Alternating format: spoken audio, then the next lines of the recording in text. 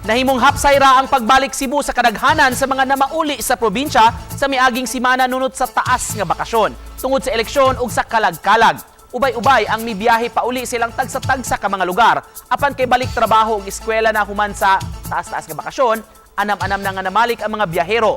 Sa datos sa Cebu Ports Authority, sa tanan nga mga pantalan sa Cebu Province, moabot sa kapin 377,000 ka mga tao ang mibiyahe pagawas ug paingon dinhi sa lalawigan.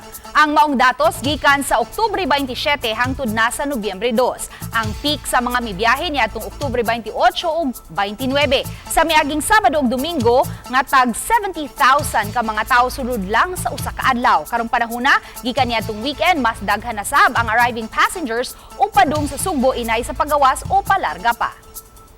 Naglinya jud ko para makaaring jud ko. Taas jud sir. Puno barko? Opo no. Sulit jud sir. Ano man? Na-enjoy kay nakuan uli ko sa akong pamilya.